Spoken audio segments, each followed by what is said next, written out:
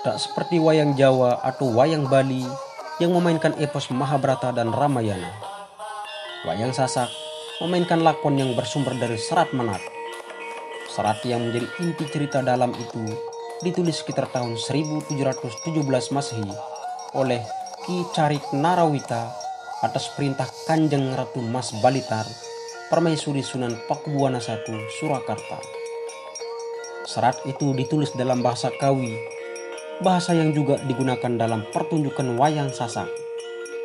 Sampai hari ini, belum ada bukti-bukti sejarah yang menunjukkan kapan serat itu sampai ke Lombok untuk dijadikan babon atau sumber cerita wayang sasak.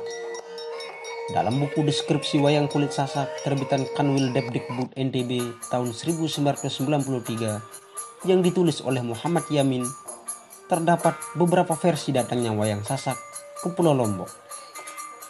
Mulai dari cerita seorang wali di Lombok Tengah atau Wali Nyatu saat masih kanak-kanak sempat belajar mendalang ke Jawa bersama seorang kawannya dari desa Rembitan.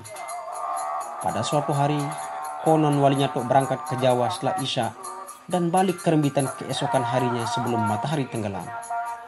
Setelah itu, sang wali sudah menceritakan wayang kepada kawan-kawan sepermainannya. Cerita lainnya tentang seorang wali, Pangeran Sangupati Urip, yang datang ke Lombok untuk mengobati masyarakat Lombok yang saat itu terkena wabah penyakit menular. Sang Pangeran Sangupati kemudian mensyaratkan penduduk Sasak untuk melafalkan 2 kalimat syahadat. Dalam kisahnya kemudian, wabah penyakit berangsur-angsur hilang, dan sebagai ungkapan rasa syukur, digelarlah gawe Manganjang. Di puncak acara gawe itu digelar pertunjukan wayang dengan dalang Pangeran Sangupati. Riwayat lainnya yang menyebut bahwa wayang dibawa ke Lombok bersamaan dengan masuknya Islam yang dibawa oleh Sunan Prapen, putra Sunan Giri. Awalnya, Sunan Prapen membawa lakon Ramayana dan Mahabharata. Tapi karena tidak terima oleh masyarakat Lombok, lakon itu kemudian diganti dengan Serat Menat.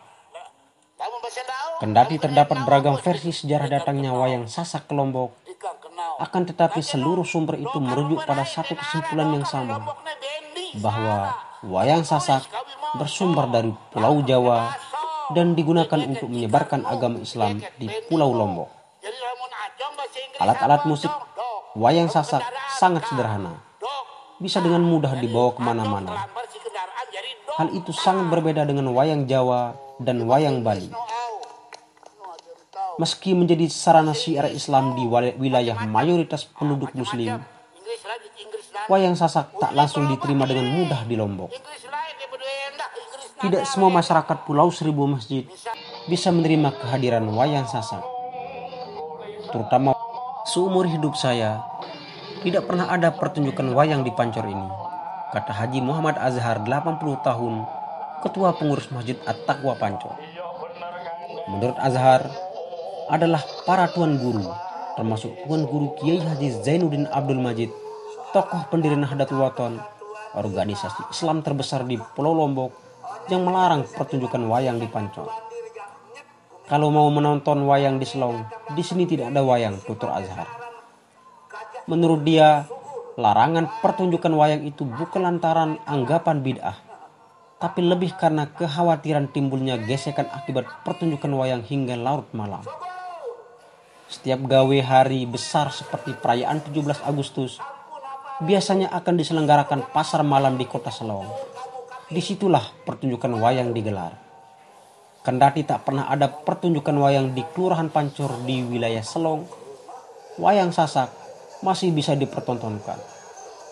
2 kelurahan ini dulunya berbatas sawah sepanjang 2 km. Namun kini, kedua kelurahan itu tak berbatas lagi. Sejumlah dalang yang dikonfirmasi mengaku belum pernah mendalang ke Pancor. Muhammad Subeki, 57 tahun, seorang dalang yang masih aktif mendalang di Lombok Timur, mengaku kerap menggelar pertunjukan di berbagai wilayah di Lombok Timur. Khusus untuk di Pancor, dia sempat mendalang di perbatasan 2 kelurahan Pancor dan Selong. Pandangan sebagian masyarakat Lombok bahwa wayang sasak adalah kesenian yang hukumnya bid'ah tidak ditampik oleh Tuan Guru Hasanain Juwaini, pimpinan Pondok Pesantren Nurul Haramain Narmada, sekaligus Ketua Persatuan Pedalangan Indonesia Pepadi NTB.